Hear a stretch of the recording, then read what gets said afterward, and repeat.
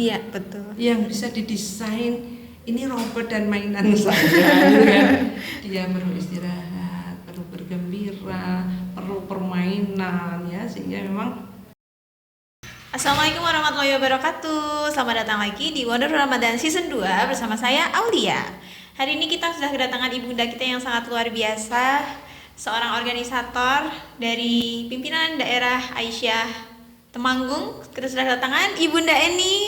Assalamualaikum Bunda. Waalaikumsalam warahmatullahi wabarakatuh. Mbak Aulia, sehat-sehat? Alhamdulillah. Bagaimana kabar Bunda hari ini? Alhamdulillah.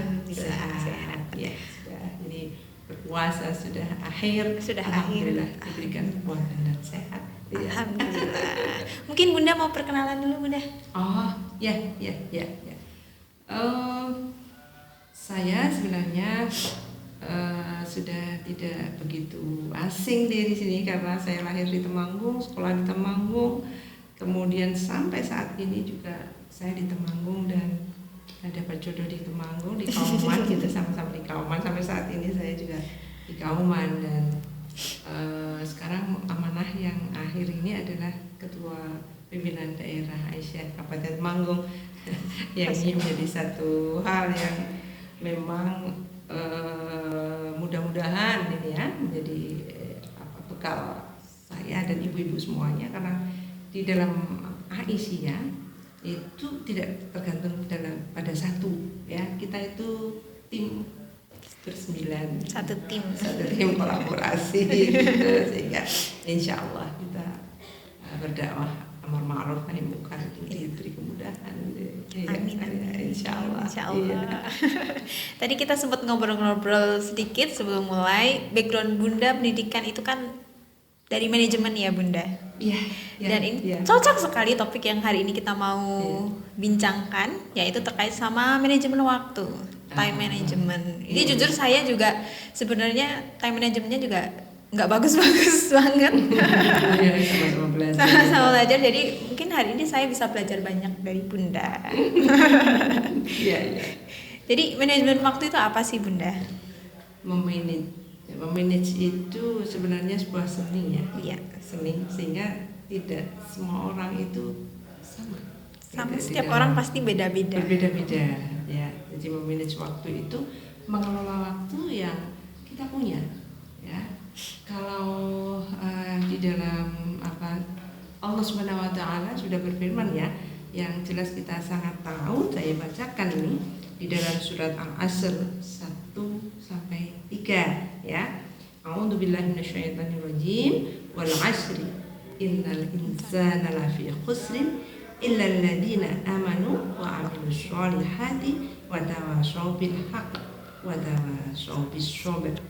Jadi demi masa, demi waktu, bahwa sesungguhnya manusia termasuk kita ini adalah benar-benar berada di dalam kerugian. Kecuali adalah orang-orang yang beriman dan mengerjakan amal soleh dan menasihati supaya mentaati kebenaran, dan menasihati supaya menetapi kesabaran. Jadi ini ketentuan dari Allah Subhanahu wa taala yang memberikan pedoman pada kita untuk bagaimana memanage waktu itu dengan sebaik-baiknya. Kita punya modal waktu yang sama kan, Mbak? Berapa? 24 jam 24 jam sehari ya. 24 jam sehari, sehingga memang masalah waktu itu perlu kita lakukan dengan baik, karena ada orang yang punya waktu yang cukup banyak, tetapi aktivitasnya, kualitasnya tidak dimanfaatkan dengan produktif. Produktif ya. Jadi memang kesempatan yang dimiliki orang itu berbeda-beda, sehingga ketika kita punya kesempatan, ya itu dimanfaatkan dengan sebaik-baiknya. Pedomannya tadi ya sudah sesuai dengan pedoman. Iya. Karena kenapa itu? Karena karakteristik waktu itu sendiri. Waktu itu adalah, kalau di dalam aturan itu tidak pernah kembali. Iya kan? Waktu yang sudah terlewat tidak akan kembali lagi. Ya, jadi irreversible gitu ya. Kemudian tidak bisa dipindah-pindah juga. Ya, artinya bahwa saya punya waktu sekarang mau tak pindah kapan, nggak bisa. Iya, betul nggak sekali. bisa, ya. Tidak bisa ditransfer, ya tidak bisa. Kemudian juga waktu itu nggak bisa dibeli, Mbak. Betul. Kalau sudah jalan, ya sudah, gitu ya. Dan tidak bisa tergantikan, ya tidak bisa tergantikan. Jadi ini yang kemudian kita perlu memanage waktu dengan sebaik-baiknya supaya kita tetap menjadi manusia orang yang khalifah di muka bumi ini dengan baik. Ya, jadi yang saya baca bahwa Nabi Muhammad SAW juga bersabda yang diriwayatkan oleh Tirmidzi, ya. Di sini a'maru ummati ma baina sittina illa sab'ina wa aqluhum min ya'juzu dzalik. Jadi umur umatku antara 60 sampai 70, ya. Dan sedikit dari mereka yang melebihi itu. Iya. Ya. Tidak banyak orang yang memiliki kesempatan untuk melebihi usia tersebut kan Bunda. Iya. Alhamdulillah kalau diberi lebih umur itu adalah karunia. Karunia, betul. Karunia betul-betul gitu, karena usia itu kita tidak bisa menduga, kita bisa mendesain seperti apa gitu ya. Sehingga Allah sudah menggariskan bahwa untuk orang-orang yang beriman, ya, ini di dalam surat Al-Hasyr, ya, ayat 18, nanti mungkin bisa dibaca-baca, iya, sambil nanti kita kembali, ya. A'udzubillahi minasyaitonir rajim. Ya ayyuhalladzina amanu taqullaha wa la ta'udur nafsum ma qaddamat lighad wattaqullaha innallaha khabirum ma ta'malun. Jadi ini Allah memberikan perintah kepada kita, hai orang-orang yang beriman, bertakwalah kepada Allah, dan hendaknya setiap diri itu mempersiapkan apa yang telah diperbuatnya untuk hari esok yang lebih lama ini, ya. Kemudian bertakwalah kepada Allah, sesungguhnya Allah Maha mengetahui apa yang kamu kerjakan. Nah, sekarang ini bulan Ramadan, ya. Iya, Nah, betul. bulan Ramadan itu ending dari apa yang kita kerjakan selama 1 bulan 30 hari ini adalah surat Al-Baqarah 183 mungkin, ya, kemarin juga sudah pasti disinggung ini, ya. Dan biasa bahwa 183 masih ya, hafal ya, wow, ya. Ya ayyuhalladzina amanu kutiba alaikumus syiyam kama kutiba alal ladzina min qablikum la'allakum tattaqun, supaya kamu semua menjadi orang-orang yang bertakwa. Ini yang akan kita di dalam celupan 1 bulan itu endingnya takwa. Ya, dan takwa itu adalah sesuatu karunia Allah, dan Allah akan membalas dengan yang luar biasa. Mungkin kemarin juga sudah terbahas, ya. Iya, sudah terbahas dengan Ibu pimpinan cabang Aisyah Faraan. Iya, betul sekali, dengan Bunda Fitri kemarin sudah sempat terbahas. Dan juga kalau kita menghendaki keuntungan akhirat, maka akan kami tambahkan keuntungan itu baginya. Tetapi siapa yang menghendaki keuntungan di dunia, kami berikan kepadanya sebagian dari keuntungan dunia, dan tidak ada baginya keuntungan di akhirat. Nah, ini menjadi perenungan kita, ya, supaya kita menjadi lebih baik, begitu, Mbak. Iya, betul sekali. Semoga kita termasuk dalam orang-orang tersebut, ya Bunda. Amin. Iya. Kembali lagi tadi tentang manajemen waktu. Kita menjadi orang bertakwa tentu harus, gitu kan Bunda. Dan juga di surat Al-Asr tadi juga sempat disinggung bahwa semoga kita tidak menjadi orang yang rugi, begitu kan. Nah, orang-orang yang rugi karena tidak mampu memanfaatkan waktunya dengan baik, itu dampaknya seperti apa sih Bunda? Atau ruginya dalam bentuk apa, begitu? Ruginya ya rugi waktu. Rugi waktu, iya, pasti. Dan yang namanya penyesalan, pasti, ya, penyesalan itu di belakang, pasti selalu di belakang. Iya, lau tidak boleh kan. Kalau seandainya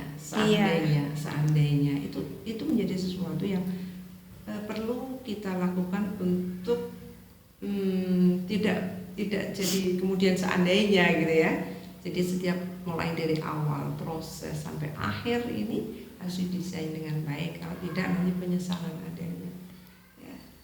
Banyak contoh itu ketika kita tidak memanage waktu dengan baik ya, dengan baik sebaik-baiknya. Ya, karena memang durasi kehidupan manusia itu kan kayak siklus ya, siklus hidup gitu ya, mulai awal lahir kemudian kita kembali ke sana.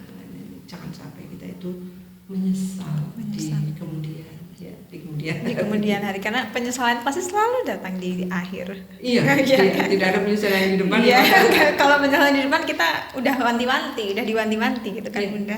Iya. Terus manusia yang terbaik itu yang bisa mengisi waktu-waktunya dengan baik ya, betul sekali. Antarkan kepada kebaikan mestinya. Betul sekali. Kemudian saya mau tanya lagi nih tentang multitasking. Multitasking kan mengerjakan beberapa kegiatan dalam satu waktu. Iya. Itu sebenarnya baik nggak sih Bunda multitasking itu?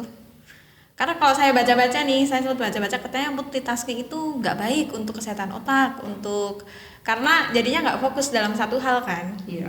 Tapi adakah hal baik dan buruknya dari multitasking itu? Multitasking itu kan mengerjakan dalam satu waktu. Kita sebagai perempuan itu kan luar biasa sekali. Luar biasa ketika dia masuk dalam durasi sebentar lagi mungkin baul ya, masuk ke dalam dunia rumah tangga. Nah ini biasanya kemudian multitasking karena kita harus memposisikan diri, saya siapa, sebagai istri, sebagai istri, kemudian saya juga karyawan, saya juga harus sebagai anggota masyarakat. Sehingga kita mesti melakukan itu. Positifnya banyak sebenarnya, ya syaratnya ini yang paling penting. Itu yang paling penting ya, multitasking itu. Memang negatifnya juga kadang-kadang kita tidak fokus. Tidak fokus. Ya, sehingga memang perlu untuk menurut saya ya main prioritas gitu ya. Berarti ya, dalam prioritasnya yang mana? Prioritas itu yang penting. Dalam durasi seperti Mbak Awal misalnya, prioritas utamanya apa? Sekarang ini mungkin masih bekerja. Oke, pekerjaan. Ayah bunda ada? Iya ada. Anak belum ada? Belum ada. Ya, gitu kan? Pasangan belum ada. Sehingga prioritas itu mana yang perlu dilakukan? Dibagi mana yang harus dilakukan dulu, mana yang bisa belakangan. Mana yang bisa didelegasikan kalau seorang pimpinan seperti Bu Kepala SD tadi, ya, Bu Darti mesti seperti itu lah ya. Artinya ini bisa saya delegasikan, yang ini mboten misalnya. Kalau di dalam rumah tangga pengasuhan anak, bisa didelegasikan, ya. Bukan mengasuh ya, suami itu juga harus dinomor satukan dalam durasi tertentu gitu. Walaupun kita sebagai berorganisasi kan, saya di Aisyah di mana ya, sibuk sekali PKK gitu ya, macam-macam gitu. Tapi prioritas utama mesti harus ada susunan prioritasnya yang tapi itu juga bisa berubah kan ya Bun, seiring dengan berjalannya waktu. Jadi karena saya kebetulan juga sempat untuk studi S2 dan S2 saya itu tidak link Mbak dengan manajemen. S2 saya itu kependudukan. Iya. Beda sekali ya. Iya, beda. Tetapi di situ sekarang setelah saya rasakan ini menjadi sangat manfaat untuk saya. Saya bisa tahu bagaimana sih sebenarnya penduduk. Basic kita sebenarnya kan penduduk. Data untuk pengambilan keputusan apapun itu basicnya dari penduduk. Dan ya kan, saya tahu kesehatan sedikit tahu ya. Penduduk itu pendidikan tahu, kesehatan tahu. Juga kita jadi teman-teman waktu S2 itu kalau kita masak ya kayak campur aduk banan gitu ya. Gado-gado. Tetapi kita nikmati itu gado-gado sekarang gitu ya. Setelah selesai justru kalau di kampus kan tidak safe ya. Iya. Tapi setelah keluar kemudian sejak awal itu bermasyarakat gitu ya. Nah itu sangat terpakai itu, ya, bagaimana kita memanage diri, bagaimana kita dengan masyarakat, bagaimana di rumah, bagaimana dengan anak-anak, itu semuanya ada ilmunya gitu. Iya. Ilmu gado-gado itu. Ilmu gado-gado. Ilmu gado-gado ya. Ini juga Bunda barusan sempat menyinggung sempat S2 juga ya Bunda. Nah, saya mau tanya deh pengalamannya Bunda gitu. Mungkin bisa berbagi pengalaman gimana cara Bunda memanage waktu.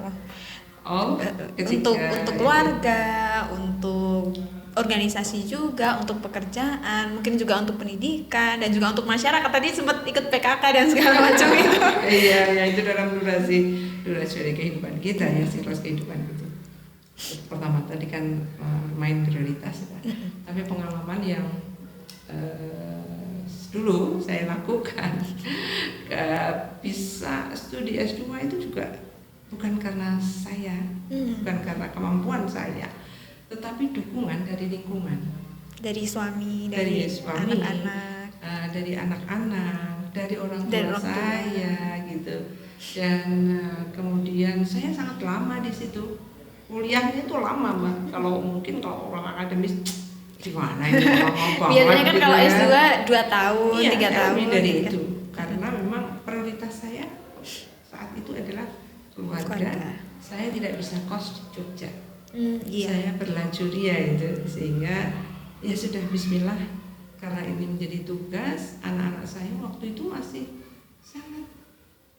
3 ini masih, karena saya S2 itu sempat bareng dengan anak saya yang pertama. Oh gitu, jadi sama-sama kuliah kuliah bareng. Alhamdulillah itu, tetapi masih ada yang karena yang di rumah ada mertua yang sudah sepuh di rumah, sehingga saya nggak bisa kos. Tidak bisa kos di Jogja sudah. Jadi commuting Temanggung Jogja, Temanggung Jogja seperti itu. Dan memang komitmen awal dengan pendamping, dengan lingkungan itu yang sangat penting. Dan nomor 1 adalah jangan sampai anak-anak itu ada sering protes nggak sih anak-anak itu? Gimana? Sering protes apa enggak ya anak-anak itu? Oh ya mungkin anak-anaknya Bunda sering protes. Iya kan kadang-kadang juga secara eksplisit malah kadang-kadang tanya misalnya kenapa sih kok enggak pernah di rumah seperti itu. Oh iya karena anak saya juga mogok, gitu. mau ke sekolah gitu, karena waktu itu ditinggal bapak pas dinas keluar ya selama 3 minggu saya kira. Nah saya fokus di situ ya, karena aku nggak mau sekolah sebelum bapak pulang. Itu bentuk protesnya dia. Protesnya. Jadi pengalaman seperti itu ya. Kalau menurut Bunda nih, dari sekian banyak kegiatan tadi untuk keluarga, untuk pendidikan dan segala macam, untuk organisasi, Bunda sempat nggak sih menyempatkan diri untuk memiliki me time? Kalau zaman sekarang kan istilahnya me time, waktu untuk diri sendiri, gitu. Iya. Harus ada, Mbak. Harus ada itu, karena kita itu diri sendiri itu kan bukan diri sendiri. Iya. Saya dan suami ya itu sudah satu paket, sehingga saya punya me time itu juga me time untuk beliau gitu ya. Gitu. Me time juga untuk anak-anak ya, sehingga harus itu ya, walaupun kita dalam tanda kutip ya sudah tua gitu, apa tidak boleh dandan gitu. boleh gitu ya. boleh supaya kita tetap segar, tetap bugar gitu ya. Itu pun juga perlu mendesain waktu ya, karena kita tidak mempunyai keinginan untuk misalnya pas kuliah sampai di rumah itu kemudian marah-marah misalnya kan dibawa, itu dihindari. Jangan sampai masalah di sekolah dibawa ke rumah, masalah di rumah dibawa ke sekolah gitu ya, Bu. Itu memang pantangan. Pantangan. Tidak boleh. Tidak boleh. Walaupun itu prakteknya juga tidak segampang yang iya, diucapkan. betul. Tidak segampang yang diucapkan gitu ya. Dan apa ya, pengalaman ini memang satu hal yang pokok itu adalah kata SABAR. Sabar. Sabar. Orang sabar disayang Tuhan, disayang Allah. Jadi sabar dan bersyukur, Betul sekali. menjalani apa adanya, Ada.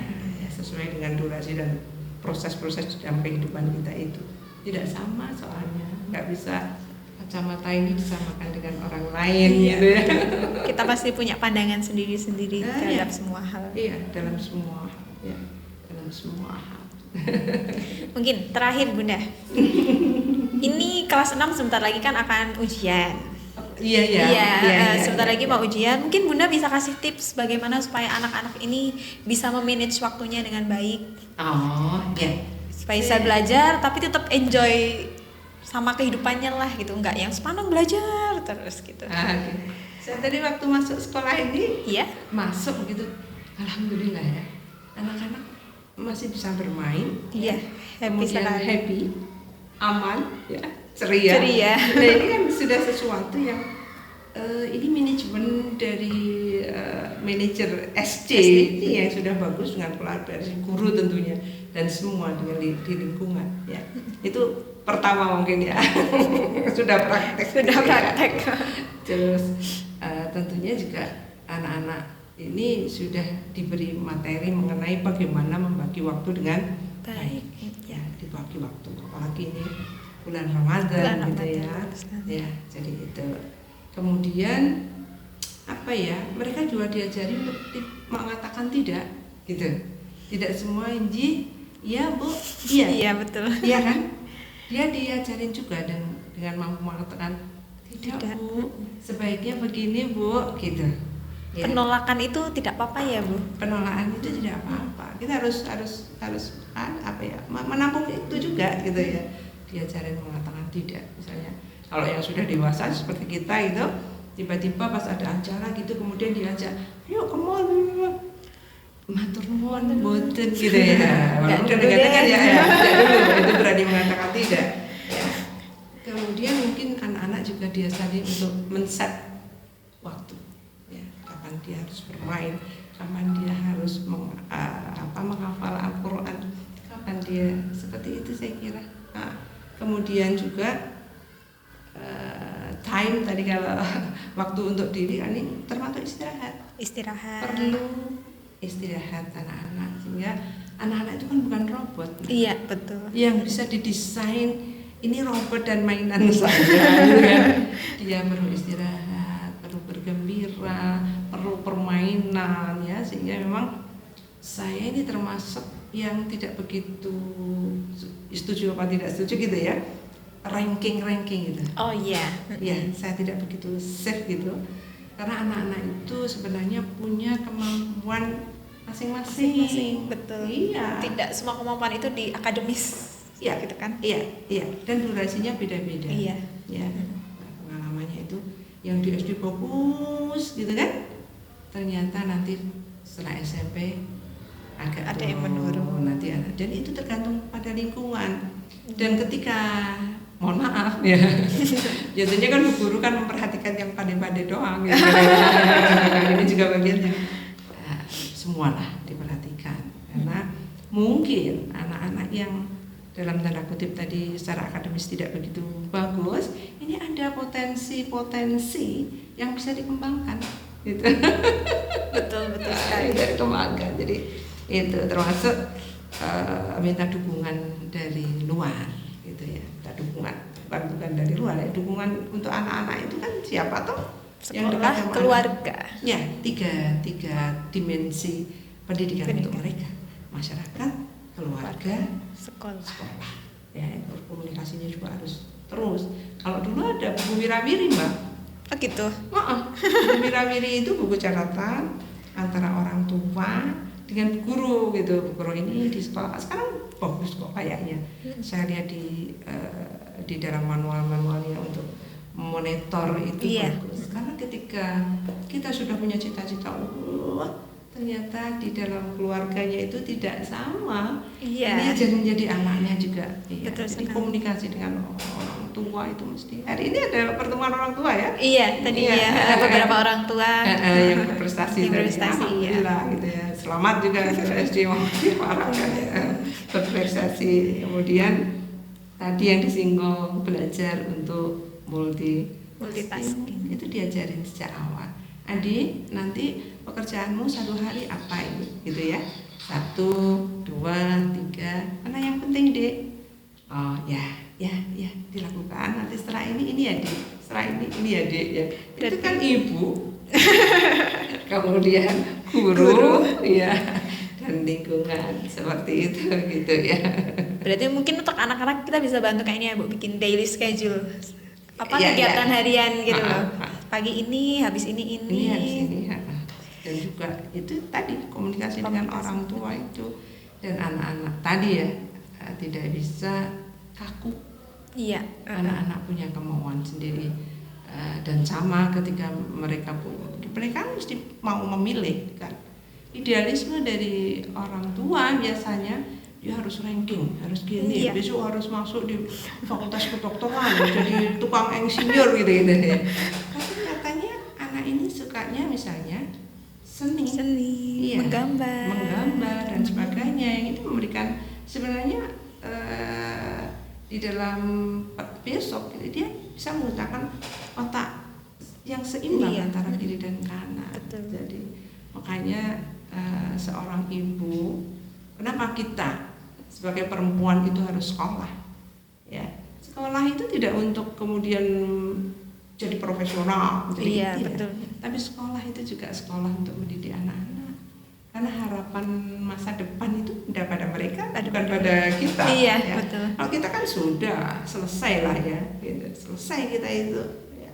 Tetapi anak-anak ini harapan di masa depan, saya kira begitu ya. Begitu. Ya. Dan keluarga itu kan pendidikan pertama untuk anak juga kan. Iya. Dan biasanya kan yang pertama dengan ibu pasti. Iya. Jadi ibu itu madrasah yang utama. Ya. Mulai dari kandungan, ya. Mulai dia dari kandungan, kemudian ada kondisi psikis ibu itu ya sangat berpengaruh. Itu yang saya baca loh ya, karena itu bukan ilmu saya, bukan ranah ilmu saya. Kalau sekarang juga dengan kemajuan teknologi yang Mbak Olu lebih oke lah ya untuk kemajuan teknologi yang luar biasa ini ya. Kalau saya kan sudah brutal sama geradul ini, menyesuaikan dengan teknologi, makanya Bismillah, belajar terus, insya Allah. Gitu ya.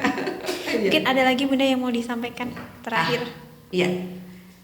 Alhamdulillah. Jadi ini hal-hal semacam ini memang menjadi satu yang perlu dilakukan gitu ya. Karena ini bagian dari mensosialisasikan apa yang kita miliki. Iya, betul. Apa yang Persyarikatan miliki untuk masyarakat. Bahwa SD ini adalah ya safe gitu kan.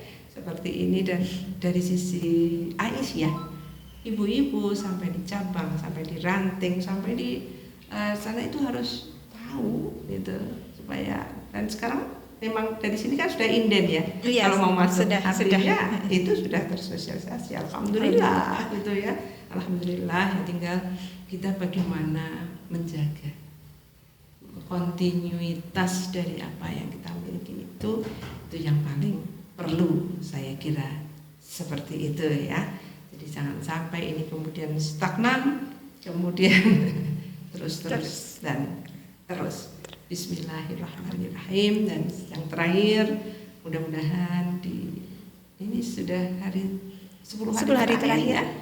Di bulan Ramadan ini kita manfaatkan dengan fasilitas Allah yang penuh nikmat ya, penuh maghfirah, kita manfaatkan untuk betul-betul ini, karena tidak ada bulan yang lain dengan hadiah-hadiah utama kalau kita belajar mengenai Ramadan ini ya. Saya kira itu kita saling mendoakan saja ya. Bismillah, mudah-mudahan di ending akhir nanti kita menjadi orang yang bertakwa dan kembali seperti orang yang baru saja dilahirkan. Amin, amin. Ya, amin ya rabbal alamin.